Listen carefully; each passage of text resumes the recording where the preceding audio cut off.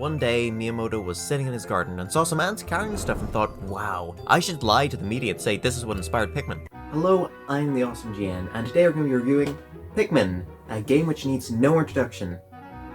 See, this is where I cut away to the review proper, but yeah, there's a couple of interesting things that we need to discuss first when it comes to this game. When I started working on the review, which is to say whenever I started grabbing the footage, there were only two versions of the game. There was the Wii version, which is the one I played, I'll discuss that later on, and this guy right here.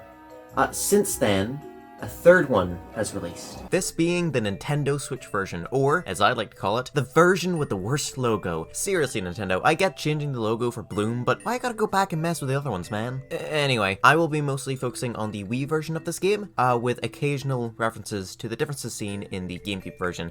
As already stated, I can't be bothered to play through the Switch version, because I'm not playing through this game again. Yeah, I know the game is incredibly short, but I got stuff to do, man. Like your mom. So, with all that said, let's talk about the bloody game. I've wasted enough of your time. The game starts with our protagonist Olimar flying his spaceship. Working as an interstellar delivery person, he is a man of many talents, crashing his ship like a moron being one of them. He is so talented at this, in fact, that he manages to lose 30 different pieces of his ship from one impact. I would be annoyed, but that is legitimately impressive. My personal record is 29. Chief among these ship pieces being his engine. It doesn't take a rocket scientist to realize the importance of that piece. To make matters worse, because apparently it wasn't bad enough being trapped on an alien planet, with your spaceship being completely blown to smithereens, this planet has oxygen all over the place, which, fun fact, is very poisonous to Olimar. Oh, by the way, because I won't really have a better chance to mention this, the ship is called the Dolphin. A neat little reference to the emulator I'm playing on.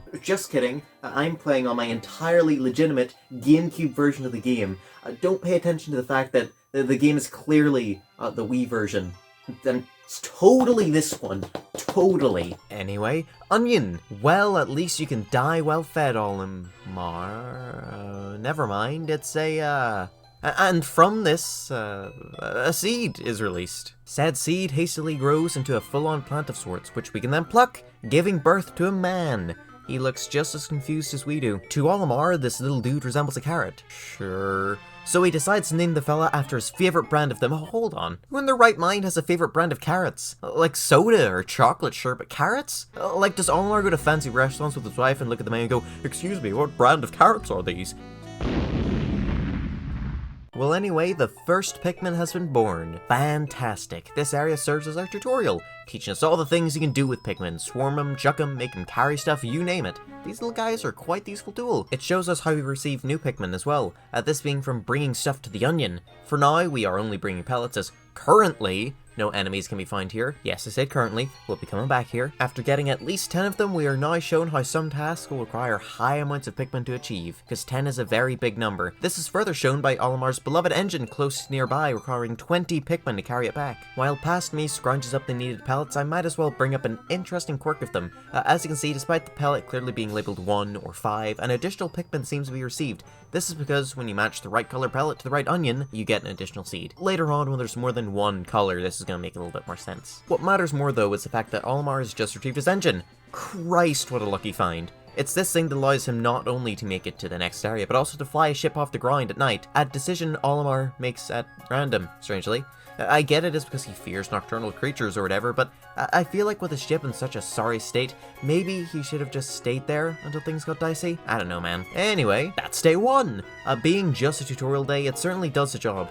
Though there's still plenty yet to be explained to the player, they still know the basics, and then from the basics, you can do all the fancy stuff. You know, it's like math. You know, your plus, your divide, your throwing, your swarming, everything else is just one of those mixed with another. Day 2 starts on the area select screen, which immediately shows us two interesting things. These being that you can return to the tutorial area, and that there's another ship part to be found there. For the time being, we will move on to the next area, but something tells me there's a lot more to the impact site than first thought.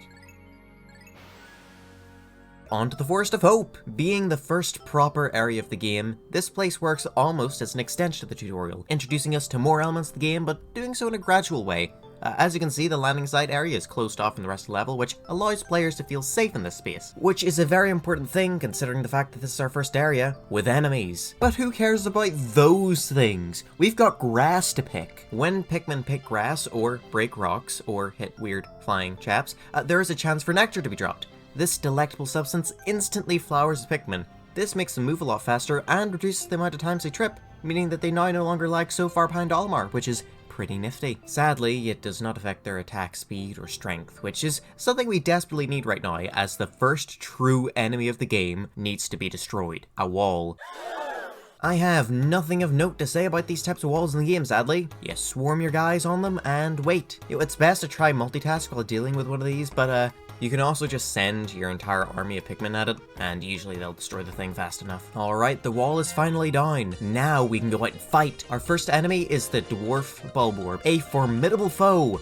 Unless you know that they die instantly if a Pikmin is thrown onto their back. You know, I think the wall actually caused me more troubles. Speaking of troubles, the AI is certainly having some. See, I throw my man Benny at this pellet posy here, right? Expecting him to carry the pellet back, and, you know, the little moron decides to just go and attack the yellow one. I whistle him back to try and knock some sense to the lad, only for his pal Greg to go and make the same bloody mistake. While a bit annoying, this is honestly one of the more tame issues that the AI has. Being a launch title for the Gamecube, a system from a good 20 odd years ago now, yeah, AI is expectedly a little rough around the edges. We raise our numbers up a bit more, and I decide to go work on this bridge. A very, very, very stupid decision. Bridges operate similarly to the walls that we saw earlier. They are slow to make and block off areas until they are dealt with. Now, why was working on this bridge a dumb decision? Well, you see, later on, there's these annoying little bugs that show up that undo the whole bridge, which leads to a treasure I can't even collect yet. Yeah, can you tell I'm not the most knowledgeable about this game? It doesn't matter. Eventually, I finish up the bridge and make some actual progress by finding the eternal fuel dynamo. That's right, it's a ship part so inherently important that I leave it there until I have more Pikmin. Oh, also, Benny almost wakes up a Bulborb like a moron. Well done, mate. With 70 freshly picked men now at my disposal, I feel more than ready to take on the Bulborb. These gargantuan grouches are quite the tough opponents if not dealt with properly. What's dealing with them properly? Why, attacking them from behind like a coward. The only issue with this bum rushing method is that it will result in a handful of your Pikmin being deflowered. Yes, that's a term I am using, deal with it. To be honest with you, deflowering is one of my least favourite parts of Pikmin 1. With the other titles, it's so easy to get flowered that I can deal with losing them, but here, nope. Nectar is a lot less frequent. Plus, there's no super spicy spray. Ah well, what matters more is that we have destroyed that horrible creature and can now produce more Pikmin. While doing that, I send the rest of my guys to carry the fuel thing. See, I have some Dandori skills. Now to go forth and have to stand still while I break this wall. Yeah! There is nothing else for me to do here other than wait. Also, thanks to the Dwarf Bulborb immediately on the other side, I can't leave any of my Pikmin here, because that bastard's probably going to go eat them. The big Bulborb slightly behind him is also a bit scary, I guess. We go for a bum rush once more, and this time don't experience any deflowering thanks to our high number of picked men. Our prize for defeating that dastardly devil is another onion, this one featuring the yellow Pikmin. While a favourite in terms of design, these fellows are often called the worst Pikmin type, which, when you really think about it, is not exactly true, but we'll get into that later. For now, our main focus is to try raise these guys' numbers up. We're losing daylight fast, so we don't have that much time to grab more yellows, but we still have enough time to grab a few. Now, pay attention to the fact I am switching between the two Pikmin types here. Yeah, you couldn't actually do that in the Gamecube version of the game. In the original game, you had two options. You either disband your group to make sure you just use the one type, or walk into your group and pray to Jesus that when you press A button, you'll be holding down on one of the right colored guys. This is one of the big reasons I recommend going for the Wii version, even with all the issues that I will get into later. This one thing alone makes the game a hell of a lot less painful. The Switch version also has this feature, by the by, even though it's a lot more similar to the Gamecube version. They at the very least were gracious enough to give us this. Now, yellow Pikmin not only have the ability to be thrown higher, which mostly just messes up my throws to be honest, but also have the ability to hold rocks. Not homegrown rocks. No, rocks that are made in a factory. A bomb factory. They're bombs. I do not understand at all why yellow Pikmin are the only ones who can hold bombs, and by the looks of things, neither do Nintendo, as in the game's files, there are unused textures for reds and redacteds holding onto bombs as well, so like, I don't get it. In fact, later on in the series, they even made it so all the types can hold explosives, so it really does just feel like a last minute change just to make yellow Pikmin a little bit more useful. Well, that's just about everything I could do today. Wait a minute. Where's Terrence? Terrence? Terrence? Terrence, no! And that, folks, is the first death of the game. Despite how many titles I've played and how many perked mobs I've lost, it's always so sad to see one go, especially when they're left behind. You watch as they just fall short of making it into safety, and you then have to watch them get brutally myrtleized. This feeling of remorse won't last long though, thankfully. You'll see why soon enough. Oh, apparently I lost 2 guys. Sorry, Bradley. Another day, another ship part. That's what we all say down here on PNF 404. And by we all, I mean me, the only person capable of speaking, but still, that's what we all say. Today we are dealing with shear grubs, who are the most annoying things in this game. Yeah, the most. The female ones are a bit annoying at times, but the males, oh, that is where my hatred comes from. They will bite and kill Pikmin like that. And worst part is while they're munching down on one of your guys, they are invulnerable, so you can't even stop them from eating them. I hate them so much that I use some of my limited bombs to deal with them. It was well worth it though, as now we can go ahead and grab not 1, but 2 ship parts, thus setting us a day ahead of schedule. Yeah, in case it wasn't obvious already, the game's choice to give the player 30 days to collect 30 ship parts was to make it so the player has this mindset that as long as I collected 1 ship part that day, it's all great. Back onto the topic of shear grubs, if there's one thing that I will give them, one little tiny positive thing about their existence, it's that watching them getting carried back to the onions is always kinda funny. Though really the joke is on me, as killing that one guy with the bomb now means I can't break this wall down and have to walk all the way around to get back to the onion. Pretty neat. It was definitely the right thing to do though. Now I have a lot more Pikmin, which means I can take down this Bulborb a lot easier. As I destroy him and his teensy tiny little clone, I get some Pikmin to carry him on back to the onion, and also set the rest of my Pikmin to destroy this wall. Yep, say hello to the black wall. It's a wall, but stronger, because apparently the original one wasn't bad enough. So yeah, we now have to sit through the incredibly slow process of destroying this wall.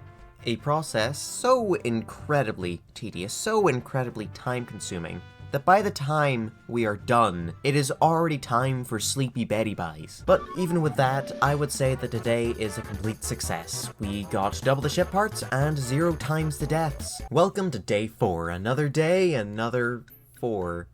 Nobody on the planet says that. I get rid of that bloody wall finally and go to take on this Bulborb. Or I would, but for whatever reason, Benny, Greg, Steve, Frank, Wilson, and Esteban decide to get stuck on this wall. Way to go, guys. I suppose the 94 reds I have will just have to do. Oh god, no, I should just use some bomb rocks, oh god. 23. I lost 23. Goodbye, Annual, Banial, Canial, Eannual, Fanial, Janial, Hanial, Iannual, Janial, Canial, Lanial, Manial, Nanial, Oannual, Panial, Quanial, Ranial, Sanial, Tanial, Uannual, Vanial, Wanial, and Zanial. You will all be missed. Their deaths, thankfully, were not in vain, as we can now retrieve the Nova Blaster, something with the power to destroy almost anything. Like, it smashes through stars, apparently. Or at least the brochure says that, but, you know, brochures would never lie. Oh, great. A beetle dude. These guys are annoying. Bonk them with Pikmin and they drop some stuffs. It's mostly just pellets, but still. The main annoyance with these guys is the fact that they distract any idle Pikmin whenever they run past. This also includes when you miss your throw. So you'll throw a Pikmin, you miss. Well, now they're following him. Alright, another Bulborb. Will I do the smart thing and bring some bomb rocks, or will I once again try to sneak my many, many reds around him? Oh my god, it's the second one, isn't it? I actually succeed in setting it up, but some numbnuts wakes the guy up. 20? Good god, that's 3 less than last time, but that's still far too many! That's 43 Pikmin lost in 1 day! Goodbye, Ari, Barry, Carrie, Dari, Iari, Fari, Gary, Harry, Iari, Jari, Carrie, Larry, Mari, Nari, Oari, Pari, Quari, Orari, Sari, Tari, and Uari. And this one isn't even worth the deaths, as the shock absorber seems entirely useless. The rest of the day is mostly spent building the numbers back up. At the end of the day, I decided to kill some Bulborbs by an area I can't access yet, but thankfully, I actually learned from my past mistakes and made sure to use bomb rocks this time, suffering no casualties.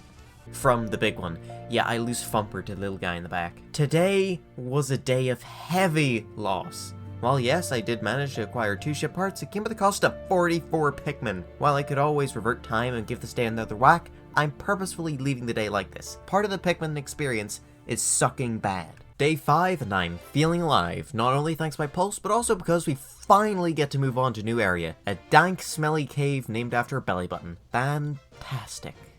The forest navel is, well, what I just said.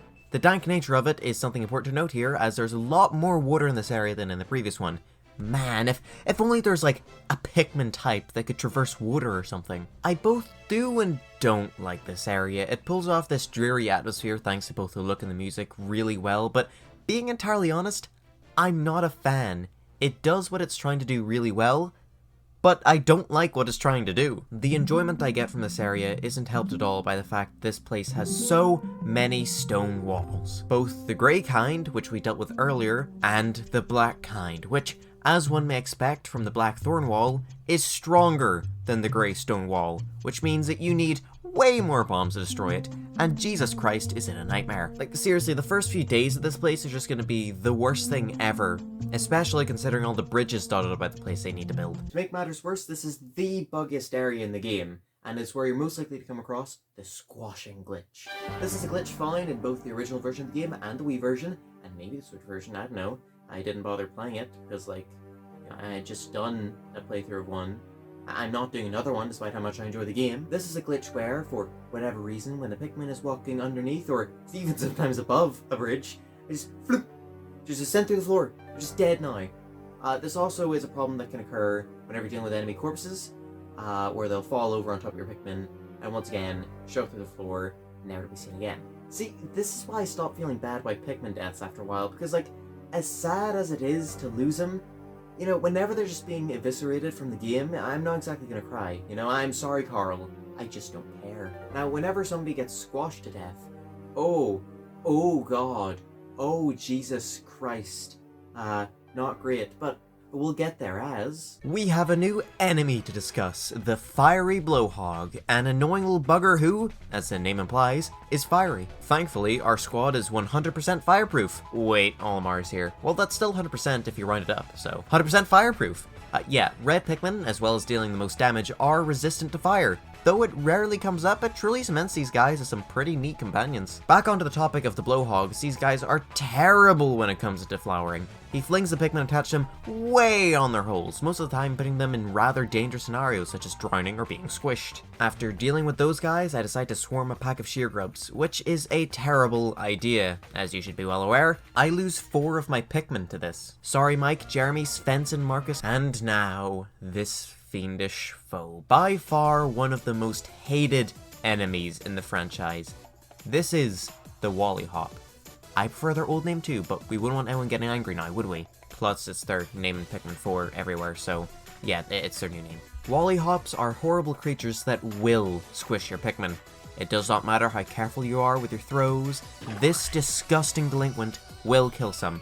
Yeah, good night Charles, Robert, Carlos, and Steven. Sucks to be you guys. Speaking of killing and sucking, the bread bug. This funny little fella will try to drag ship parts and corpses back to its nest. He will even do this if there are Pikmin carrying it. If he is stronger than the Pikmin carrying it, he will drag the Pikmin into his nest as well, which will kill them instantly. But I've got good news. We can kill the bread bug using head trauma. Sadly, I missed the first 2 bonks to the head, but I sure am there for the 3rd one. This not only rids us of this problematic pest, but it also gives us a treasure, this being the space float. It's not needed, as Olimar is a good swimmer, but you know, in case of emergencies, it's very handy. Now that I think about it, this would be a perfect time to discuss the fact that I just said not needed there. To beat Pikmin 1, you need to get 25 ship parts. But not just any old ship parts though, 25 specific ship parts.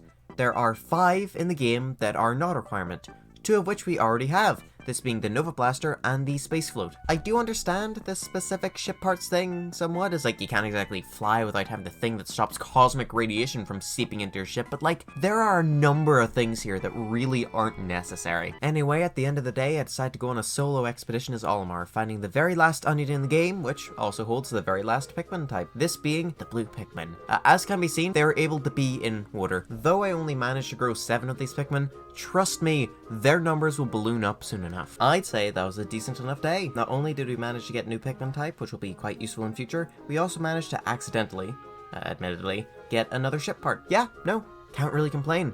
I mean, I can complain because people died, but can't complain. Christ, yesterday was a bit much. Thankfully, today will be a lot simpler as we have now explained all the enemies.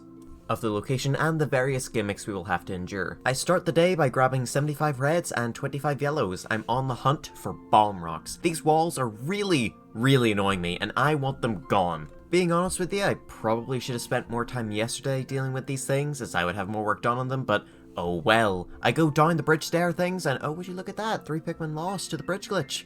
It's hard to tell exactly what colors they were, but by the looks of the graphic, it appears to have been yellows, so goodbye, Milo, Thompson, and Julia. I guess you didn't deserve this fate. We make it down to the beaches, and just like Normandy, it is infested with those annoying frogs, killing 5 more of our Pikmin.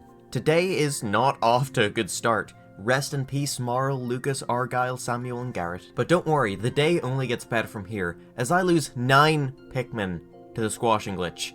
I wasn't kidding when I said it'd be a problem. Looking at the end of the day graph, it appears to be an even enough split between yellows and reds, so goodbye Flint, Xander, Doug, Anya, Chris, Willow, Russell, Bernard, and Theodore. And then we lose 3 more. Nice going, Alvin, Patchy, and Mary. I mean, I guess it was worth it. We get the super duper boingy spring that messes with gravity, as well as now having a clear path to some high quality explosives. It's too bad that in the process of getting it out of there, we end up losing 2 more Pikmin. Bye bye, Bart and Paul, you morons. With the bombs acquired through blood, sweat, and tears, we fall 1 bomb short of knocking down this wall.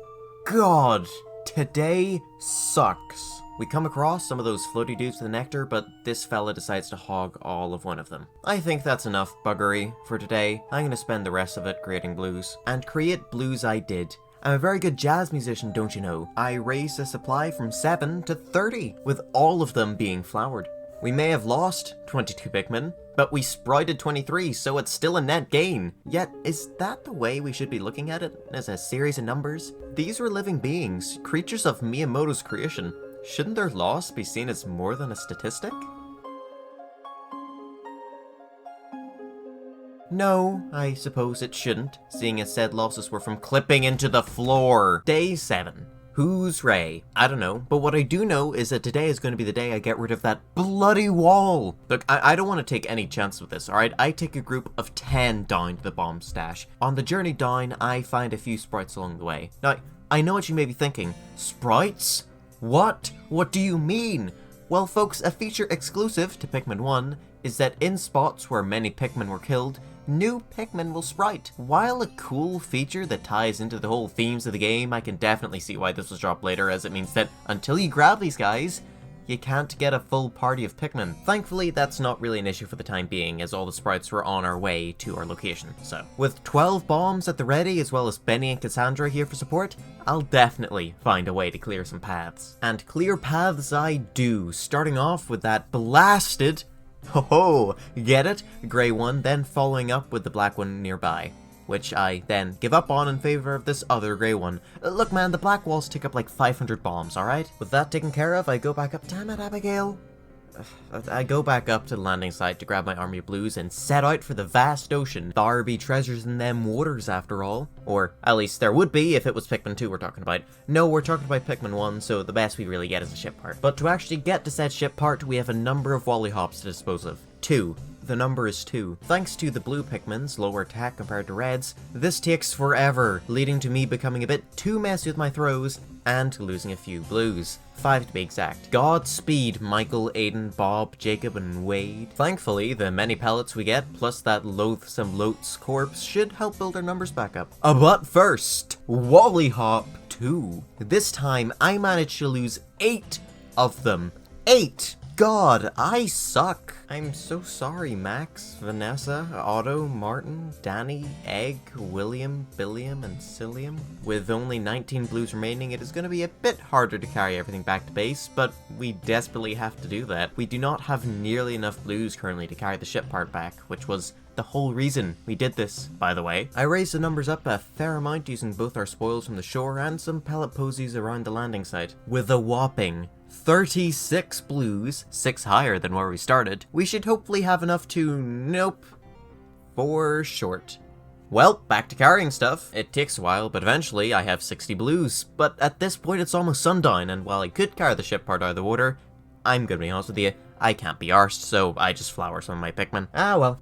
I suppose there's always tomorrow. Speaking of tomorrow, today's the day it is! The day starts off pretty similarly to yesterday. I grab a small group of 10 guys to get me some bombs. I then use said bombs on the black wall, which leaves a nice little pathway for us. But now we defer from yesterday, as we're going to go explore a new area. In the process of doing this, we lose Marvin, partly due to a mistake on my end, though it was mostly his fault. Now we are left with 1 bomb because the black walls seriously take 9, so I go use this bomb on another black wall. Fantastic. With the daily explosions taken care of, I grab myself a full army of reds. Before going anywhere though, I make sure to flower a good amount of them. I then begin to make my way down to that one wall, making sure I don't go over any bridges in the process. None whatsoever. You know how dangerous those things are. I know how dangerous they are. Screw him. Now, with a full army of flowers, except Steve, I feel prepared enough to handle this one blowhog, who goes on to deflower a good chunk of my Pikmin. Damn it. So anyway, yeah, black wall. Can you see now I grabbed a full party of the strongest damage dealers? Next, I set them all to work on this bridge. Should I be, I don't know, returning some of them so I can grab both yellows and blues while the rest work on the bridge? Probably, but I didn't think about that at the time, now did I? What I did think to do, though, was spin Olimar like he's in my microwave. What a silly, scrunkly little dude. Alright, we made it to the other side. Let's head on. Oh, come on, Stuart. Alright, now we can— oh, for God's sakes, Margaret! As you can see, this area is very heavy on the fire, with long tunnels of it. Quite reminiscent of somebody's bowels after Taco Bell. Ahaha! I've never eaten there.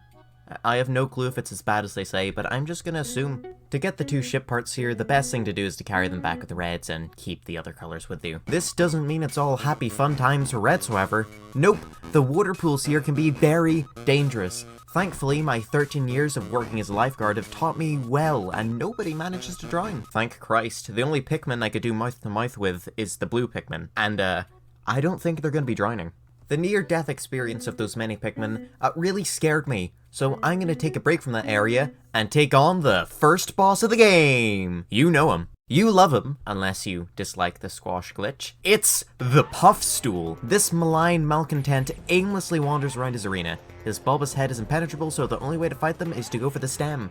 Do be careful when doing that though, as this man has the ability to release spores. Said spores don't just kill your Pikmin, no, instead they turn them into Puffmin. Evil Pikmin with mushrooms instead of flowers who will try to kill Olimar. By the way, this starts the beginning of a series tradition that only spans the first 2 games, where there's a secret additional Pikmin type. These crude critters cannot be reverted back into Pikmin, and will die once the Puffstool is defeated. Thankfully, I'm a pro gamer, so none of my Pikmin suffer this cruel fate. Eventually, the Puffstool is flipped over, and then, that's when I start doing some real damage. However, this conniving Chanterelle has one last trick up their sleeve. See, whenever they flip over and die, any Pikmin caught underneath their corpse, thump, gone. It's a squashing glitch. You gotta love it. Yes, you heard me quite right. 29 of my Pikmin die due to this game's inability to understand collision. See, this is what makes it hard to feel sad for Pikmin dying in this game.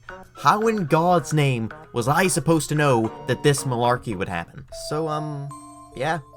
See you in the next life, Susan, Jacob, Matthew, Jonathan, Lewis, Malcolm, Stewie, Albert, Rico, Kirby, Sandy, Roxy, Potato, Carolyn, Brett, Mr. Nosington, Yardstick, Donald, Chuck, Duck, Suck, Richard, Absidy, Cassidy, Phineas, Jr., Scott, Floor, and Pepito. Well, we got the ship. Is that an apple slice? Yum yum. Well, anyway, we make it back up, and I decide to give the Puffstool's remnants to my blues to raise their numbers up a touch. It gives us 30 more blues, which also means we made back all the Pikmin lost to the glitch, and then one. There is not much time left in the day, but there is still enough time to head down to the shore with my blues and carry that treasure out of the water. Or at least there would have been, had I not spent so much time plucking the new ones, and had I not stopped to get nectar. I managed to retrieve all my guys carrying the part just before the day ends, however I was so focused on that I kinda missed Dilbert tripping, meaning we once more leave a Pikmin behind. If not for that mistake, we would have had a net gain/loss of 0 Pikmin. Day 9, still stuck in this dreary hellhole. This is our 5th day in this locale, and trust me, there are still more to come. I start off the day clearly miffed about what happened yesterday, so I head down with a group of 90 blues. Should I have done my daily bomb routine first? Yeah. Does it matter? No, because now I get to carry the ship part out of the water. Not back to base though. No, just out of the water. Why? Why did I do this? Anyway, wow, look, I swarm a pack of sheargrubs again. And would you look at that, Simon dies. Well done me. With my swarm of blues, I grab this ship part. Had I have set my remaining 40 blues on the other part, I could have had both by now. God. I go back up to the onions and I grab some reds and some yellows. I make the reds go carry up that one ship part along with the blues I still had left with me, and I use the yellows to grab some bombs. With said bombs, I open up what is totally not a boss arena. I lose Chris and Patrick in the process, though not due to explosions, due to fire, strangely enough. Fire is really nasty in this game. If you miss that 1 second window where you can unfire them with your whistle, they're dead. But they don't just die instantly. No, they run around about the place as they're on fire, and you think you can save them. No, you can't. They're dead. Sucks to be you, sucks to be them. Chilling stuff, which is ironic considering fire. I use my remaining bombs to take down this blackthorned wall. Yeah, I could have just used Pikmin, but like, I cannot be bothered. You've seen how long that takes. I end up regretting that decision though, as I end up one bomb short of destroying this last black stone wall. Despite this, I still managed to leave the sheer bug-infested area unscathed. Seriously, how did I manage to lose nobody there? Alright, now let's go get this ship part. This one is a special design requiring all 3 types to get. First, you need blues to activate this geyser here, which allows Olimar to get up onto that ledge. Then you need yellows to actually grab onto the treasure and bring it down. Said treasure apparently being made of rubber, Jesus H. Christ. Oh yeah, by the way, if that thing falls off the ledge, it never comes back.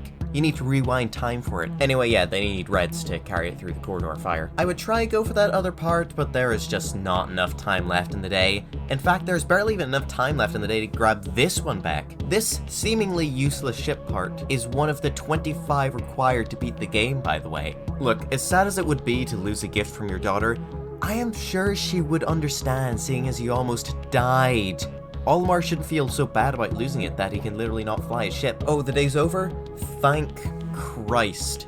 We have enough ship parts to go to new area, but will we go to that new area? Watch on to find out. Indeed we do. Welcome to the distant spring. First thing you immediately notice is the lack of a safe zone. Gone are the protective walls of the Forest of Hope's landing site or the height advantage given to us by the one in the Forest Naval. Here there is nothing stopping the various treacherous tramps from getting to our base. And that's scary. The first of these being the puffy blowhog. Being the weird uncle of the fiery blowhog, these arse bags are bags of wind which expels wind from their arse mouth. Not only does this deflower your Pikmin, it sends them flying. They can be on the opposite side of the map. So yeah, suffice to say, don't trust these guys. Very bad, scary guys. And if you thought dealing with that guy was enough, don't worry. Not only is there a new Bulborb type sleeping close enough nearby that one bad throw at the puffy bloke is all it takes to unleash their fury, there is also another new enemy. The swooping snitchbug. Now, while this enemy can't kill Pikmin, it can steal them and throw them into the ground, which requires you to go and pluck them again, which is very irritating. I truly do hate the developers who decided to put both of these right next to your bloody ship. But that is not all, folks. No, another area close to our ship is infested with everyone's favorite enemy, the Wowie. Back with both a vengeance and a new coat of paint, these hopping harlots are found all over this bloody place. This one kills Sam, Tara, Mindy, and Chad. Oh, also Elvin. Then the yellow-bellied coward tries to leave without atoning for his sins. How dare he? Anyway, remember when I mentioned a new Bulborb type? Well, here he is! The Spotty Bulbear. Though I rid of this one just as easy as I do the others, trust me, these guys can be quite the handful when awake. Oh, by the way, don't pay attention to the fact that I have 100 out of 99 Pikmin. The game does that sometimes. Bulbear number 2 roughly goes the same way, except he somehow kills Brock. Huh. I grab a full squad of blues and head over to this bridge, dispatching of the sheargrubs. One problem with this game, which is shown here, is the fact that despite blues being able to traverse water, they just don't have the mental capacity to carry stuff through water. Skipper and Bert here are so fixated on the unfinished bridge that they do not even think about using it. It's stupid. With the bridge done, I go fight the remaining Wowie. I try swarming one, and it goes about as well as you'd think. I lose 15 of them to this one guy. See you blue, navy, sky, indigo, cobalt, teal, ocean, azure, cerulean, lapis, berry, admiral, sapphire, arctic, and dinkleberg. Oh, and terry with an eye. Thankfully, the next one only takes out frog, which is rather fitting considering the Wollihop's amphibian nature. With that taken care of, I grab a handful of yellows and attempt to grab this ship part here. I also set up an army of blues at the bottom of this platform, just in case the yellows fall in, because, you know, blues have the ability to save yellows, and reds. Yeah, it's a weird one, it's not really used that much. This all goes horribly wrong, however, as a yellow gets trapped somewhere it can't reach, and then if you fall into the water, and then it all happens so fast, and before I really understand what's going on, I lose Bingle, Spoingus, and Marv. I have lost so many. God, if only there's a way to, like, get a bunch of free Pikmin, you know? If you're a Pikmin 1 fan, then you know very well what is coming up next. There is a reason why I came here as soon as I could, and not do my usual thing of going into the areas now that I have all the characters and boom, going straight through them. Prior to the 15th day, there is an egg. A special egg. An egg unlike any other that is found in the distant spring. This egg will give you 100 free Pikmin. But to discuss that, we first need to make it over there, which we do, after losing 9 Pikmin. Sayonara, Evian, Fiji, Nestle, Dasani, Radnor, Ozark, Aquafina, River Rock, and Volvic. Yeah, suffice to say, I go back and top up my water, lads. Alright. Here it is. I swarm the egg. The Smoky Prog. This malformed monstrosity is an absolute nightmare to bear witness to. And that's not even the worst part. Yes, one thing undeniably worse than its appearance is its smell. See that strange smoke being emitted from its back end? That's his farts. And they are some of the deadliest out there. If you let a Pikmin fall into that, poof, dead, lights out. See you in hell, Barnaby. You can only attack the head of this guy. And if you miss, well, that's Benton and Duncan's blood on your hands. Now, one thing you might have noticed is that not only did we just lose Flippy, Fluffy, Gruggy Jr. and Luna, but the Smoky Prog is heading straight for the bloody landing site. And you know what he does there? He goes for the onions. And he tries to call Pikmin out of them. Yeah, are you starting to miss the walls that we had back in the first area? I am! The battle rages on. Many Pikmin are lost. Secret, Sherbert, Arbiter, and Arrow due to poor throws. Bengi gets murked from falling off the guy's head into the gas, and another round of bad throws result in the deaths of Bowser and Cedric, who were then shortly followed by Pierce. Chicken is not far behind, thanks to me being too slow to actually whistle in time, and then Corey is thrown poorly. Then, my poor whistling speeds leads to the death of 7 Pikmin, these being Gregory, Guilty, Lucky, Oreo, Porky, Snowy, and Spring. Stamps and Pony go thanks to poor throws. Sparky and Larry get too close to the fog. Mattress, Chrono, Rick, Rapper, Margot, Tika, and Pinky perish thanks to the slowness on my part. Tavish, Jane, Michael, and Dell get tossed too far. Mum D honestly just walked right into that one. Kind of his own fault, to be honest. Pauline, Ludwig, and Sax didn't work fast enough. Tadpole just flew too far. And lastly, Morton, Iggy, Lemmy, Roy, Wendy, and Typhoon were thrown poorly. With that, the deed is done. We have defeated the dreaded Smoky Prog, and may now claim our prize. This being a small turd the gas ball left for us. This, however, is no ordinary dookie. No. This pile grants us 100 Pikmin of our choosing. Seeing as the Blues were the ones who fought so hard for this, I believe they've earned it. Just kidding, it goes to the... No, I fooled you again. The Blues do get the prize. I try to take out as many Blues as I can, because to be honest with you, I don't want a bunch of seeds being, like, spit out. You know, as cool as it looks, the whole visual, I can't be arsed plucking them. And while a fair few are still spat, I'm fine with dealing with that rather than 100, you know?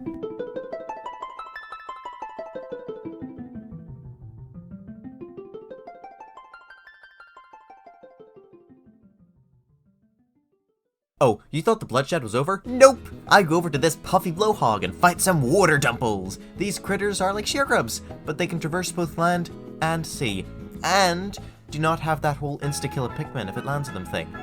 Yeah, I lose 11 Pikmin to them. Oopsie poopsie, Walter, Jesse, Sky, Gustavo, Badger, Trout, Jake, Cave, Chell, Connect 4, and Rex. With the water dumples gone, the puffy arsehole is a piece of Dosia Doctor, so I easily retrieved the interstellar radio from them. Hey, wasn't it a different creature that's supposed to have this?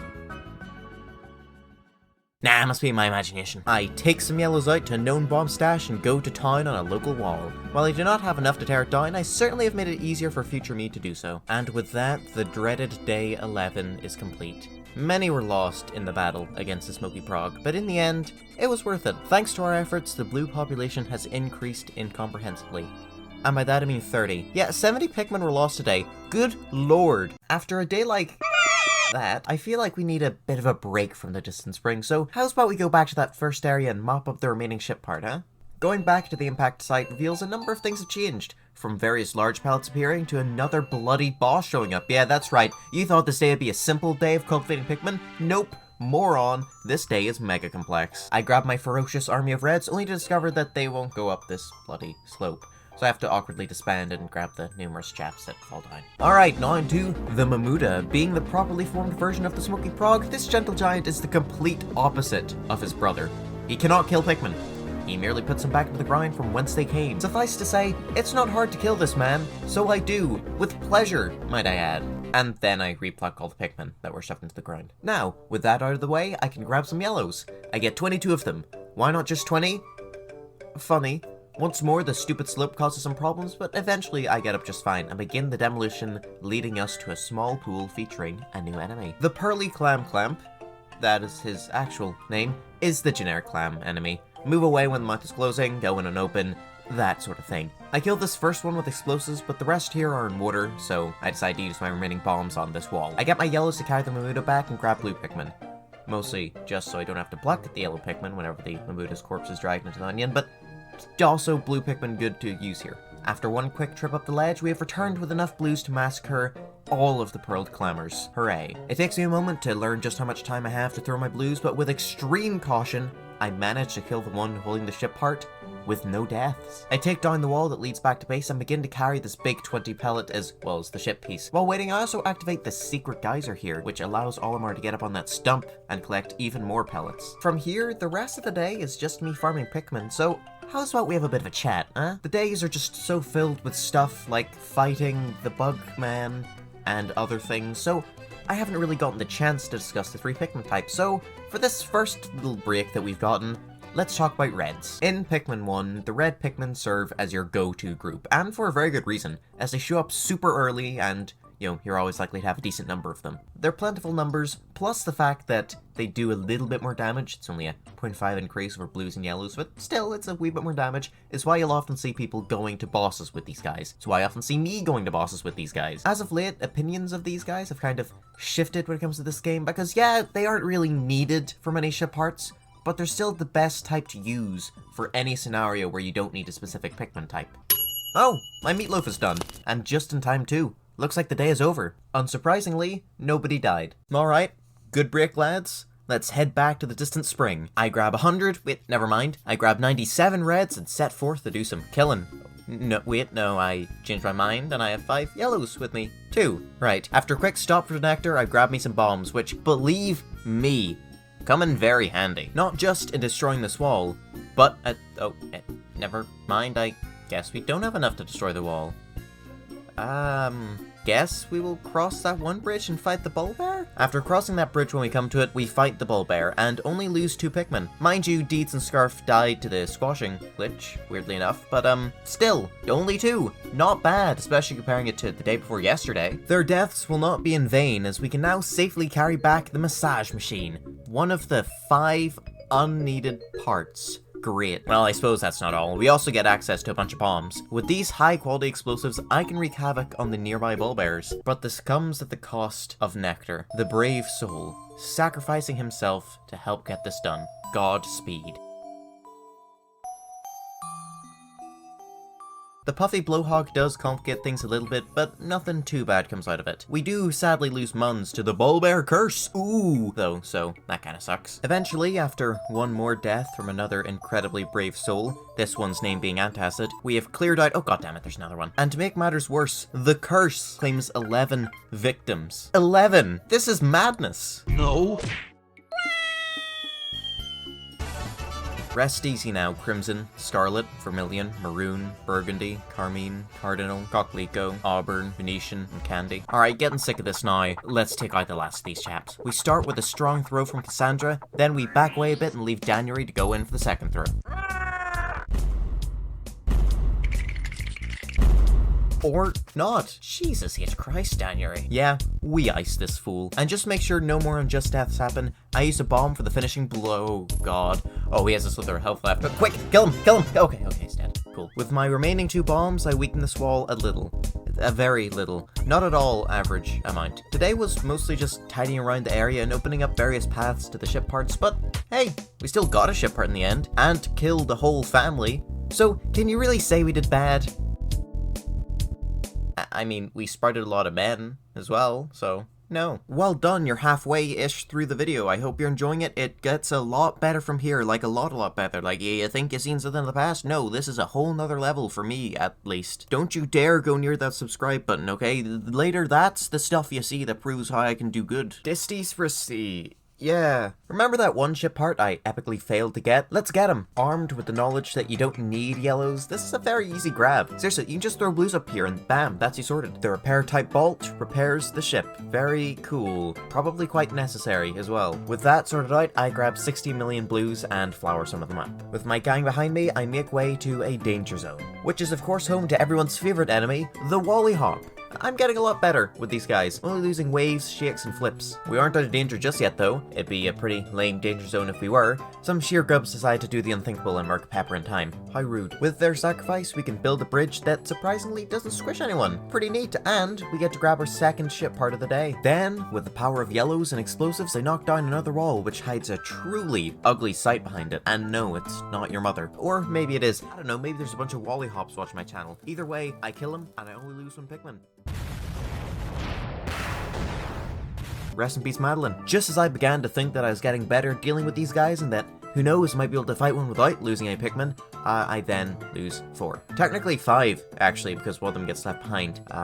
You know what the worst part is? I don't actually kill this one. The day ends before I get a chance to, so I lose 5 Pikmin for nothing. Sincere apologies, Zach, Bardian, Wii U, Cast, and Walls. Oh, you already know how I'm gonna start the next day. After dispatching a pesky swooping snitch bug, I make my way over to Mulescon the Destroyer, ready to avenge the many lost by his hands. Oh, whoops, there goes Gun and Bullet. Inseparable, those two. After one more loss, this being Gunter, we're done. Mulescon is no more. With all that taken care of, I can now tear down this white wall, and then later, maybe this black wall. Though, I'm not sure if I can be arsed or not. Okay, I'm arsed. But wait, there's a swooping snitch bug. That's twice today now that one of these guys has foiled a plan of mine. What is this, Arsehole Day or something? Oh well, this is what I get for not buying a calendar this year. While these guys work on that wall, I do a bit of recon and find the pilot seat. A rather beat up bit of material, but a very necessary one nonetheless. On my way back to the squad, I run into an annoyance of sheer grubs. Things may seem bad, but don't you worry, because Olimar here has the strongest weapon in the series on him right now. What weapon is that, you may ask? What's my biggest spoosh? Take that, loser. I carry back my spoils, only to realize that all of the enemies I cleared on my first day in this hellhole have returned. Thankfully, it's only the Blowly Smokeout that will cause any problems, as the other enemies are in places that have no ship parts left. As the fiercest battle this side of the century begins, my batteries run out. Thank Christ I always keep a pack in my room, huh? Many were deflowered in the fight, but that is pleasurable compared to the pain of death. Well, Blues, you did good work today.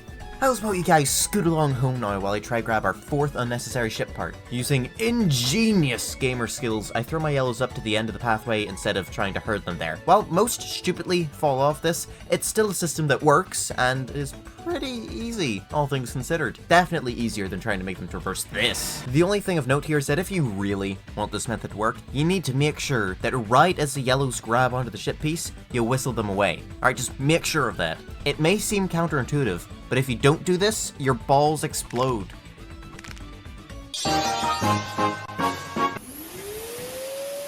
There may not be enough time left to grab any more parts, but being honest with you, 2 parts in a day is absolutely nothing to scoff at. We are sitting 5 days ahead of schedule. At this rate, Olimar might just make it home for his wife's famous bowl of soup-adjacent substance. I've heard that she's added in liquid this time. Another day at the distant spring. This time, the many bugbears we slaughtered have returned.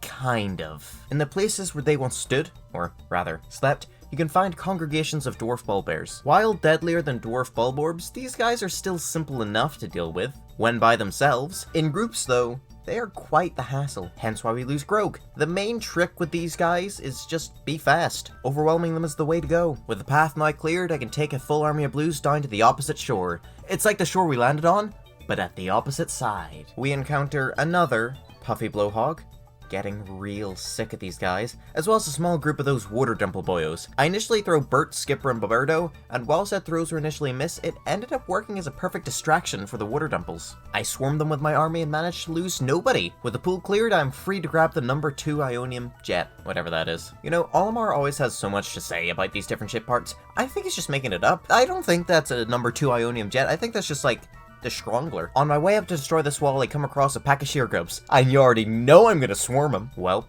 sucks to be Bonnabelle. With the wall destroyed, I grab me 40 reds and 20 yellows. I begin to make my— oh, for God's sake, Daniel. Pay attention. Now, you dopey git, come on! Anyway, things are looking a bit dicey at that entrance, so I decide to take my chances with this bridge here. I set my group of reds, plus Abigail to sort that out while I go with 15 yellows to try and get this ship piece. Oh, by the way, the flowers here are candy pop buds.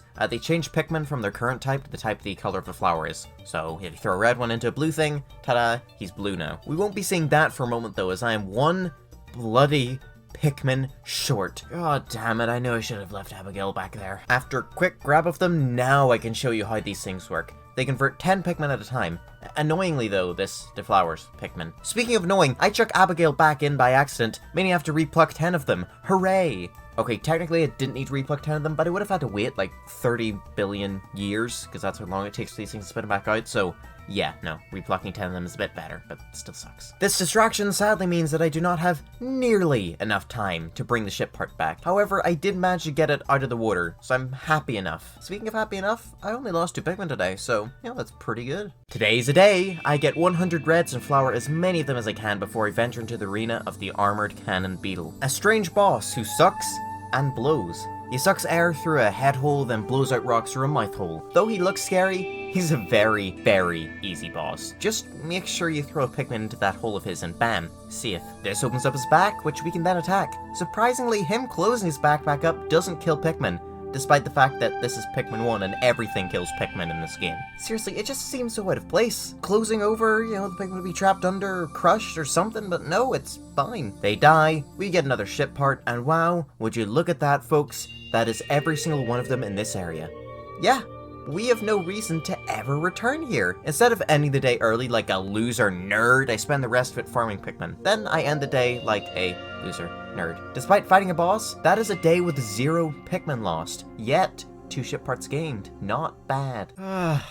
Welcome back to the Forest Navel. We have 3 parts to get here. The one in the suspiciously arena-shaped arena, that thing you get using that twig, and that one in the water past the fire hallway. Grabbing my bomb squad, I begin to— damn it, Scruffy! Make my not you too, Donald. Look, I go to the bomb place, alright, which is much harder to do now, by the way, as the ghosts of annoying enemies past have decided to rear their ugly heads once more. Before using my explosive chaps, I go down and grab the 2 red Pikmin. You know, the ones born from the sheer agony of the Pikmin lost due to the squash glitch. Yeah, those guys. Speaking of sheer, I carpet bomb the pack of sheer grubs guarding that one wall I never knocked down. Speaking of which, it's down now. Hooray. I put the 2 reds back and grab a handful of yellow Pikmin. Literally, none of them are flowered, so I sort that out the best I can before fighting what is probably my favorite boss here, the Beady Longlegs. He's a big stompy dude with a big stompy attitude. Stand at the wrong place and blammo. There goes Blammo. Stomp. There goes Conan. The trick with this dude is just to grab a small group of yellows. Why small? Easier to manage a small crowd. Why yellows? Well, this is one of the very few times their higher throw height actually comes into play. The main way to attack this chap is this big ball here. When using reds or blues, you have to wait for the ball to drop to have go at him. Meanwhile, yellows can go at them at any time. One more hint, I guess, is to not let your guard down too early. That's how I lose Farty and Clunk. Leaving that ship piece there for the time being, I once again use yellows to grab the next ship part, this being the automatic gear. This part is grabbed almost at the loss of some of my Pikmin, as I entirely forget about the pack of sheer grips here. Grabbing the gear, I set out for that ship part in the water. I make a severe error, however, as I cannot actually walk down there. So what I do is I throw my blues over to the area and walk around myself. Yeah, it's very annoying. Not long thereafter, I realized that I probably should have brought reds with me on said walk, as now I have to go all the way back up to the top to grab them. This costs a lot of time. So much so that I decide to just go grab that part from the Beady Longlegs, losing Brady, Bradley, and Brad to some sheer grubs. I bring the ship part as far as I can and still end the day with an additional 2 ship parts. Would have been nice to have had all of them,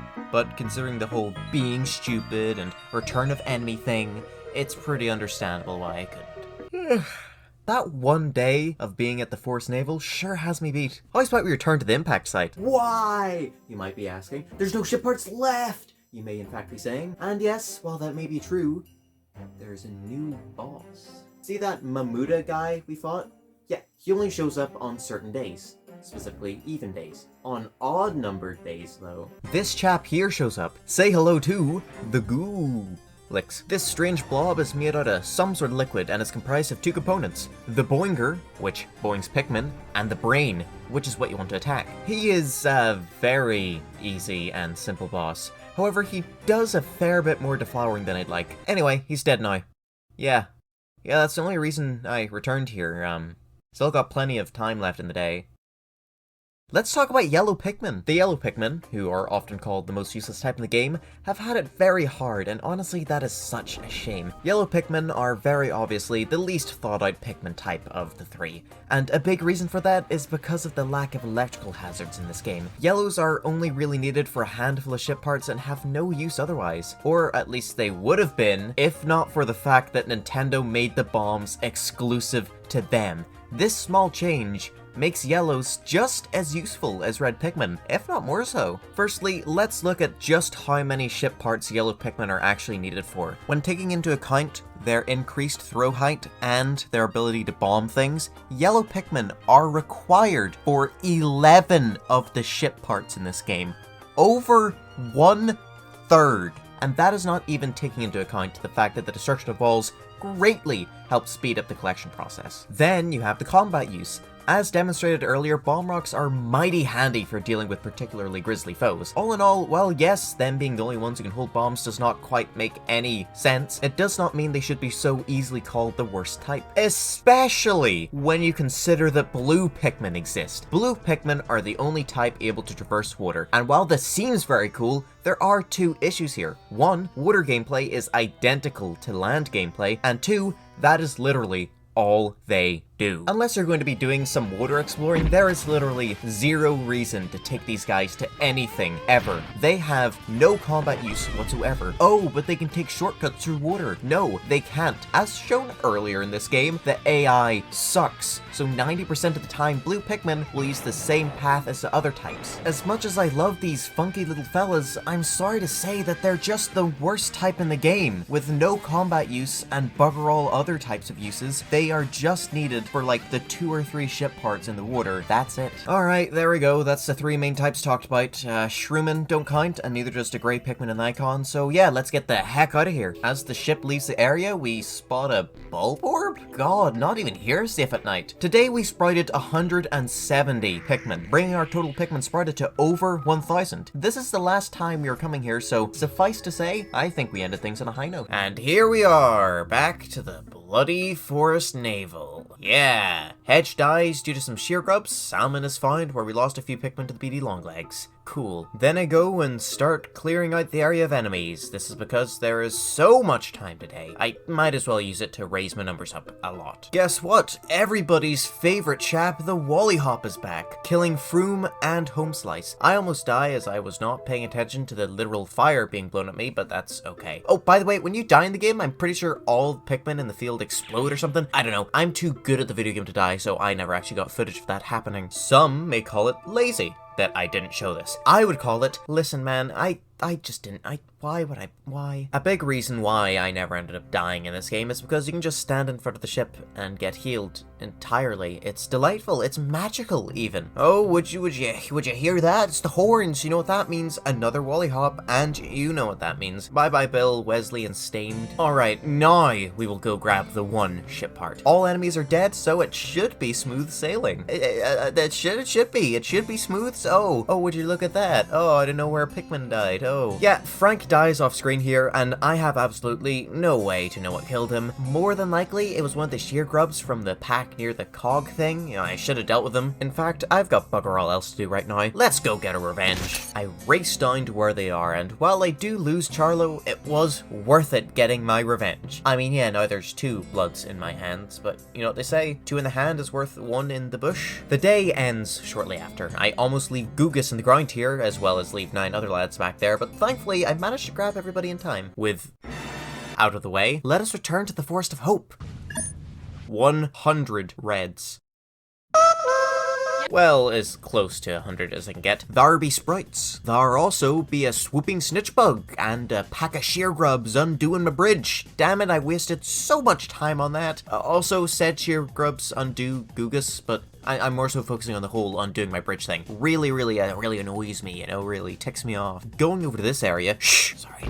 2 bulborbs lie asleep. I was afraid that the killing of one would wake up the other, but thankfully this didn't happen. What did happen though was another squashing glitch. Bye bye 1, 2, and 3. At least I think it was the squashing glitch, as it only happened after the bulborb died and kind of sat on them. The same thing also happens to Ferv. Pikmin 100% definitely die for real here though. Yeah, I never should have tried this. That is 6 great soldiers down the drain. My sincere apologies to Cinnamon, Grug, Sport, Viking, 2, and Pirate. I take these deaths as a hint, a sign from above to go and mop up all the corpses of the various critters I've killed so far. This nets us enough Pikmin to pass 1,000. Yes, I have more than 1,000 Pikmin currently alive and well and ready for action. And yes, every single one of them is named for realsies. Definitely. I haven't just been naming the ones that have died or done something interesting. No siree, nuh-uh. It's they're all named. Alright, that's enough delightful times. Let's get back to trying to kill things. You know, we sneak around this bulborb and then this bug guy shows up and leads my Pikmin straight to it, and then it wakes the guy up, and then the confusion, and then they try to run away, but then there's sheer grubs, and then Conrad gets distracted by a plant and he dies to the bulborb, and then Spring dies to sheer grub.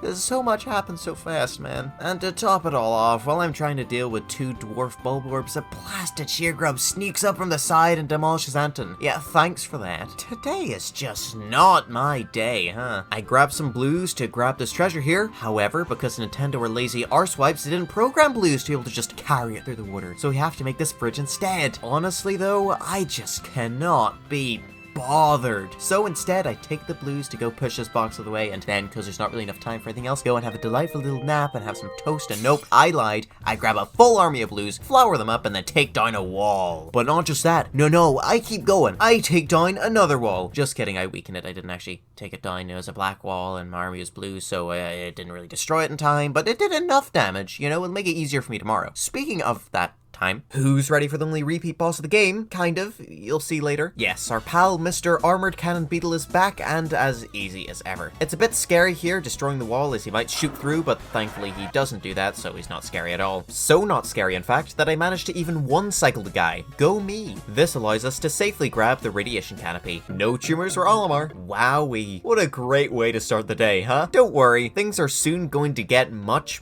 worse. Starting off with the invincible bulborb. Ooh, you saw correctly, folks. He does not take any damage until he stands up and is awake. No damage, nada, zilch. This means that I lose 32 Pikmin. 32 Pikmin to this glitch. I lose 32 Pikmin. Sorry you had to pull the short straw, Bertha, Horace, Ian, Beverly, Carol, Lay, Doreen, Gail, Gertrude, Melvin, Nigel, Gillian, Glennis, Hillary, Jack, Royston, Jill, Claude, Clifford, Kay, Carrie, Dale, Lindsay, Lynn, Cyril, Gordon, Alex, Maureen, Graham, Muriel, Phyllis, and Howard. The next one goes a bit better, despite the fact we lose Leslie to Dwarf Bulborb that was hidden very well. Bravo, I guess? Your prize is getting killed horrifically. Well done. Also, the counter glitches again, saying that we have 9 ghost Pikmin, which is what I'm going to start calling them now. Perhaps Annual, Barry, Fumper, Samuel, Sam, Carmine, Bill, Cinnamon, and Bertha are still by my side beyond the grave. That, or this incredibly dysfunctional game is under the influence once again. It's probably that one. So anyways, welcome to The Bridge. This sucks. There's a better way to do this, and it's by swinging the group around with a weird charge thing. Though it's a lot of work, I do eventually bring my whole squad over here, which, trust me, was necessary. Because Burrowing Snaggart 1 and 2 bird snake things. Seriously, these binevel problematic pescatarians are some of the worst and most dangerous chaps. Kind of. You can only attack their head, which is such a pain in the anti-head, I tell you. They pick men for breakfast, lunch, and I'd even argue dinner. So very annoying. Norman, Rodney, and Trevor hopefully made a good snack. Hopefully. I'm just kidding. Actually, I hope they choke on them and that they die. Sometimes, if you're lucky, the head of this thing will get stuck in the ground, allowing for some pretty easy damage. Usually, though, you're stuck trying to aim for the head, which is easy enough, unless you're Thor. Snaggart 1 goes down easy enough, but number 2 decides to take take out 4 lads, one of which dying because the snaggerting burrowed. Yes, the second a Pikmin enters that thing's beak, it's doomed unless you kill it. Next time, I promise to be faster. Arlen, Bront, Cyprian, and Drake. But wait a minute, if Snaggart 1's dead and Snaggart 2's dead, then where's the ship part? I don't know, ask Snaggart number 3. Now, Nintendo, look, I understand, alright, you're doing a new IP, is the Gamecube area being experimental, but in my eyes, introducing a brand new enemy and then only using them once in this area 3 times is kinda sucky bad. Maybe don't do that. There goes Finch, Gruff, and Hexen being buried alive.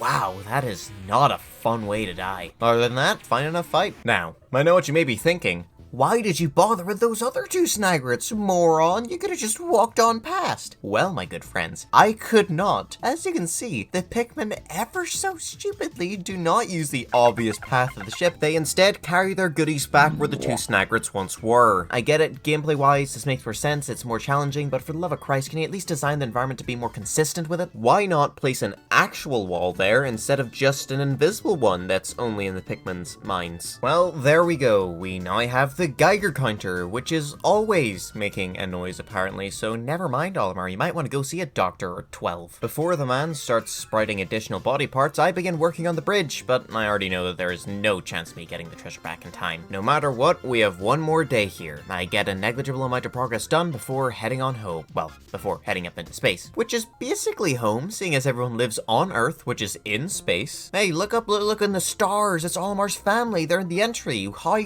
fun. Look at his stupid dog. So stupid. I love him. I love him so much. They should make a Pikmin game all about dogs. And it should be really terrible and bad. Oh, wait. Oh. Well, here we are. As I have so much time left today, I decided to begin by plucking this sprite here. No man needs to be left behind after all. I give Russell here some nectar too, all for himself. With that, the day proper can begin. I grab 100 blues. I want this done and I want this done now. That ship part just so close yet so far, mocking me. It makes my skin crawl. I begin by undoing the undoing of my bridge, the shear grip's done. I then myrtleize all the tadpoles I find in this pond. The last thing this world needs is more Wally hops. I begin throwing my blues up to the bridge. It's slow going, but eventually they all make it up there, finishing the bridge in no time flat. That's a lie, it was actually finished in no time 3D. It takes a lot longer than I would have liked, but I have nothing better to do today, so I just sit there and wait, ready to grab this final ship piece. Called the Sagittarius, it is just like the Libra from earlier in both design and usefulness. And there we go. The rest of the day is spent farming Pikmin. Although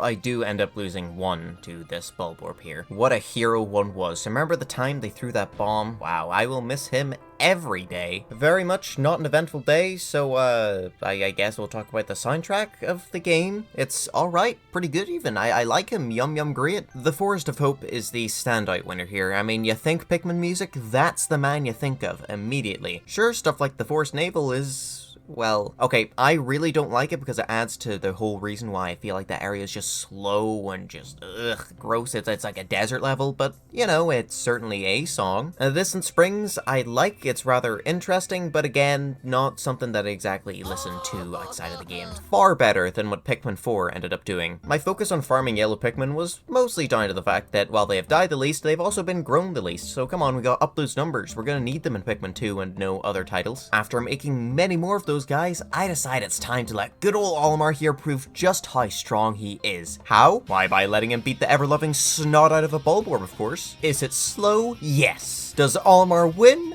No. But was it worth it? Oh yeah, baby. He will bear those scars for life. He will spread the word of what Olimar did there today and all the other days in that area. This guy, his face, he will be known, and he'll be known as a threat. So that's great, you know, the last ship part in all the areas there. That's it then, yeah? No, but I collected all the ship parts in all the areas. What do you mean there's one left? I see. Well, folks, looks like we got one last stop to make. Before we go in, I just want to say how I really like the meteor shower that appears when the final trial becomes accessible. Pretty neat touch. The final trial. I begin by grabbing an army of blues. My 99 flowered Pikmin plus Skipper make way to the nearby bridge, beginning the process of building it. A task only they can do, as blues are the only ones who can traverse water. Franksenson is also there, but I don't really care for that guy. I also sent half of them to go work on the other bridge. This other one could have been done by any of the three colors, but man, blues aren't going to be used much, I can tell you that much, so giving them at least something here just felt right. In case it wasn't obvious already by the environment, yeah, this first part of the final trial is just a challenge involving all three different Pikmin types. It's fine enough, but kind of a shame considering the fact that then we go on to the next part, which will not use blues at all, because they're kind of useless in a combat scenario. You certainly can use them, I just wouldn't recommend it. I next grab my bomb squad.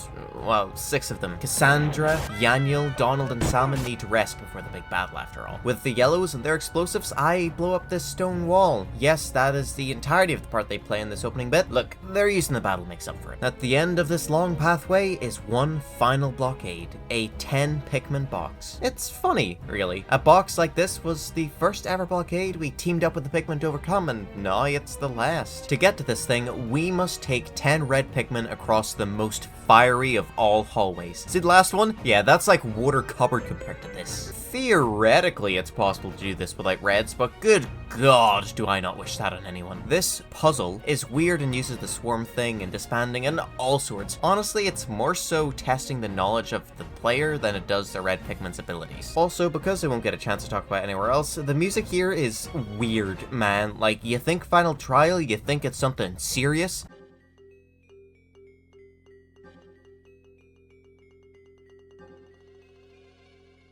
yeah, and with that, all that stands between us and the last ship part is this one flimsy wall. And when I say flimsy, trust me, I mean flimsy. I could sneeze at it and it would fall over. Before we can sneeze though, we need to build a team. There we go, 20 reds. That's more than enough to destroy these walls. What did you think I was building a team for? Anyway, this back wall leads to a giant stash of bombs. Very cool. I leave that group of reds there as I go back and grab a bunch more yellows and a couple more reds. With 70 Pikmin at my disposal, I feel I am more than ready for this. But first, I go make sure my Giga Bomb squad is armed. 29 explosives is enough, right? I go over to the green growth and wake up the ghastly gremlin. Say hello to the one, the only, in this game,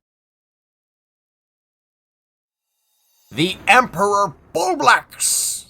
This grimy goof is an absolute menace and a true struggle to beat, which makes sense seeing as he is the final boss. How do you deal with this guy? Well, the way I do it is by sacrificing soldiers. Godspeed, Isaac. Upon eating a bomb rock, this dopey dimwit gets woozy for a couple moments, allowing us a window to pelt its face with our many red Pikmin who have a very jagged nose. Look at that thing. Seriously, no wonder they do extra damage. Eventually, though, he wakes up and knocks the Pikmin off. How rude. Oh, a soldier goes for the shot! Nice throw, Einstein. January, show him how it's done.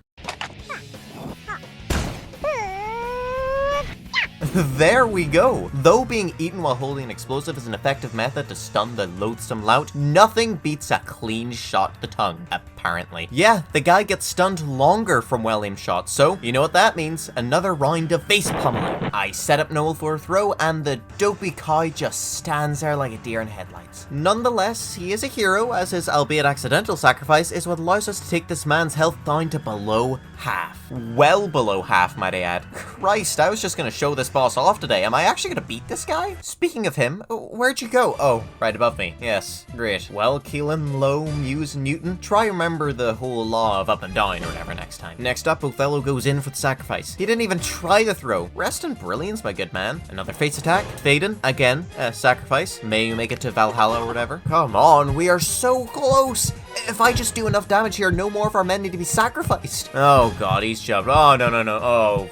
Oh. Rosario, Uv, Delta, Felicia, Khaleesi, Dexter, Siri, Stan, Rome, Flynn, Guinevere, Haley, Dion, Teo, Montgomery, Isla, Caspian, Zen, Fisher, Cordelia, Zachariah, Denzel, and Hartley. No. What makes those deaths all the sadder is the fact that one of the next 3 yellows, Scruffy, manages to throw the bomb perfectly. We could have had it if they had just lived. The other 2 also missed but didn't get hurt, thankfully. Due to my low red Pikmin count, I used bomb rocks on the fiend's face. However, that's just not good enough and he wakes once more. All hope seems lost. The day is gonna end, more Pikmin are gonna die, something's gonna happen.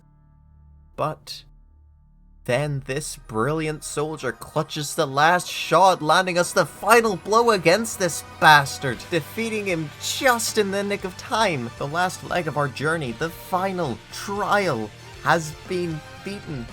Thank you. I want to say it starts with a H? An R? Maybe a B?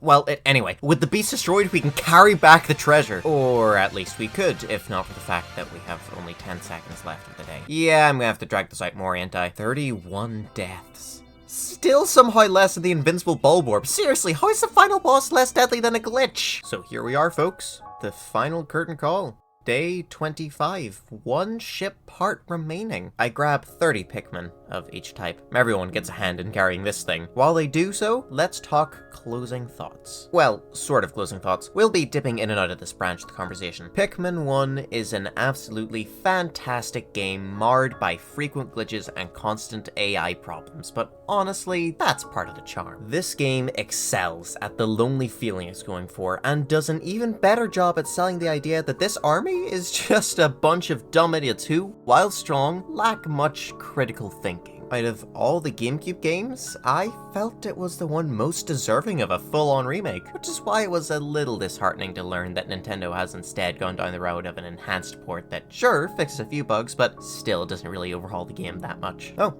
there we go. The ship part has been carried back. It was Olimar's safe. Yeah, the final part was just his cash, but come on. The man needs his money, right? He's gonna want to go on a long-ass vacation when this is done. The day ends shortly after it began. With the ship fully operational once more, Olimar prepares for his departure. The Pikmin look at him confused, seemingly aware that this will be the final time they're all together. Fitting that it is Cassandra, Benny, Greg, Skipper, Bert, Steve, Boberto, Danuary, Simon, Chasm, Dew, Einstein, Abigail, Stuart, and Russell that sees us off. The Pikmin give another baffled look as Olimar hops in the ship for the final time.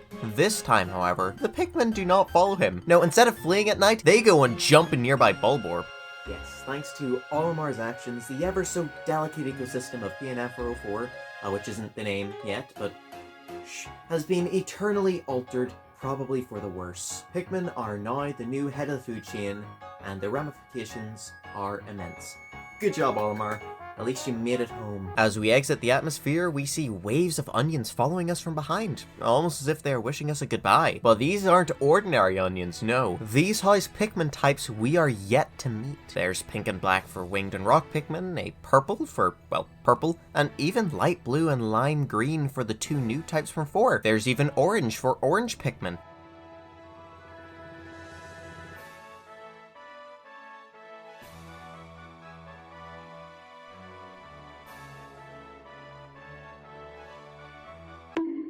We then get to see results screen, yeah, because this was a kind of arcadey experience in a sense. All in all, 1,175 Pikmin survived, 1,516 total were sprouted, and sadly 359 were lost. Good night, sweet princes. Prince-I? Priest? What is the plural for prince, anyway? They also display the 30 ship parts, with the ones in blue being unnecessary. Even though we didn't collect this part, Olimar's ship apparently has a built-in projector, which shows a bunch of random people's names on the planet Earth. How magical. Alright, let's go back to talking about the game. Looking aside from the issues here caused by how ambitious of a game this was for the time, all things considered, Pikmin has aged quite well. It still looks pretty decent and exudes charm from all possible areas, even the butt. Even its soundtrack, somewhat, has managed to stand the test of time and still sound really good to this day. Another big thing this game has going for it is its attention to detail, from the animations to the designs to the bits and pieces you hear about Olimar through his nightly logs. It's all just so delightful. Speaking of delightful, after the credits, the game plays this little movie showing off each creature and giving notes on it, a precursor to the Piclopedia. I find this video so interesting, not only due to the notes themselves, but also because of the area said enemies are in. Look around some of these and you realize that there are a lot of oddities. Like, look at the one on Candy Pop Bugs. I do not remember any Bulborbs in this area, nor do I remember anywhere that looks remotely like this. Or what about the one on the Pearly Clam Clamp that shows it in the distant spring, not where we actually fought it? Most interesting to me is the fact that you can see the top of the Mamuta's head in the Dwarf Bulbear entry. The Mamuta being in the distant spring initially is very, very interesting to me, considering the notes Olimar has on the Smoky Prog. But before we talk about that, I need you to look at this. The Ghoulix was also planned to be in a different area initially. this being the Forest Navel. This is beyond fascinating. Both the Mamuda and the Gulix were in proper areas, were in full-blown areas. Were they once proper required bosses, but then far into development got shelved in a sense? That would definitely explain their very odd spawning patterns. Going back to the video itself, Olimar states that the Smoky Prog, yeah, remember that guy, is thought to be a malformed larval Mamuda. I absolutely love this detail, and the fact that he was once going to share an area with a Mamuda makes that even more interesting. What if the distant spring initially had 2 eggs, with the first one you discover holding the Mamuda, thus making the surprise of the Smoky Prog that bit more surprising? Anyhow, that's everything of note from this thing. It's so strange to me that something like this was planned early enough in development that they used unfinished areas to record most of the footage. Another one of the game's many quirks, I suppose. It really does pain me that the footage was re-recorded in the Switch version. I completely get why, but man, is it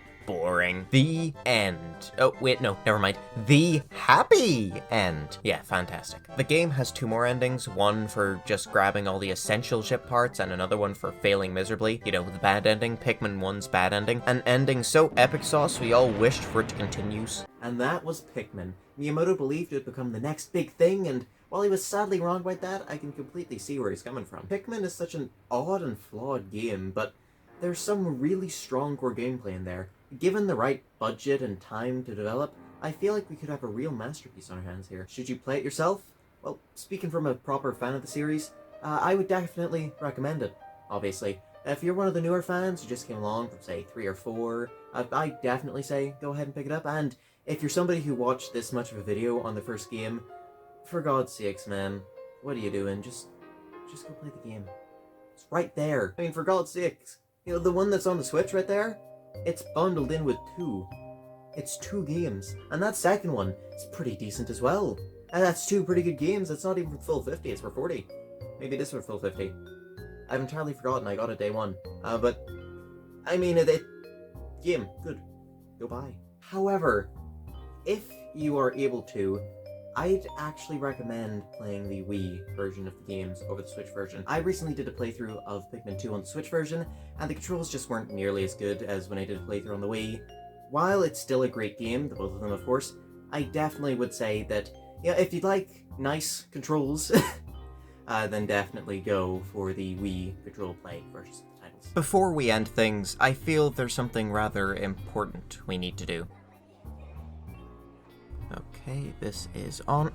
Thank you all for coming here today. I understand it was a bit of a journey, but I wanted the best venue to celebrate the lives of the many lost and ensuring this one guy got home. Speaking of which, Olimar will not be joining us today as he is currently at home, I think. Hopefully. I really hope that there wasn't any sort of like big issue with the money or whatever at his company and he has to return to the planet. What can I say about the brave souls lost that I haven't already said? Some of them were heroes, sacrificing themselves to save the lives of many others. Some were just plain old good soldiers, dying in the line of duty, and some, to be frank, I'm not exactly sure what was up with them. Now, I understand some of you have a few words to say about certain lost brethren, so, how about, yous guys?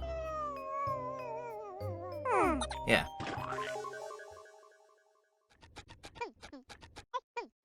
Oh, Annual, you were the light of my life.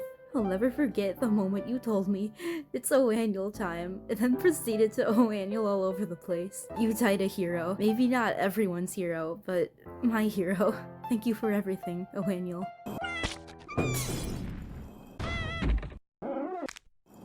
Svensson was a Pikmin I held near and dear to my heart. He was truly an inspiration for us all. He died a warrior, fighting for his team, and while his mistake might seem completely foolish, he was doing his best, and it's not going to be the same after he's gone. He's in a better place now. He meant so much to me. Godspeed, Svensson. I miss you already.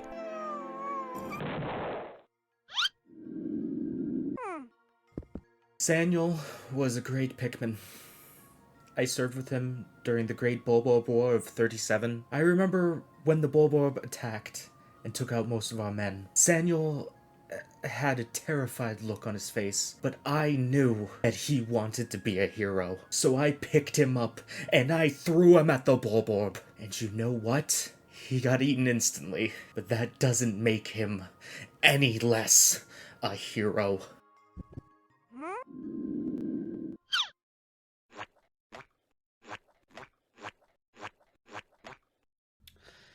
Oh man, I remember the time they tried to throw a bomb rock at a bull bear and they just didn't throw the bomb rock at the bull bear for some reason, so they just got eaten like a dumbass and died. But man, I missed them so.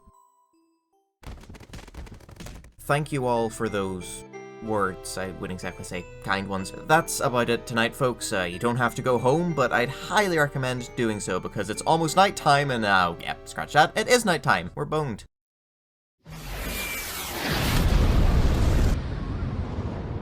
Looks like someone didn't practice adequate fireworks safety. Ahahaha.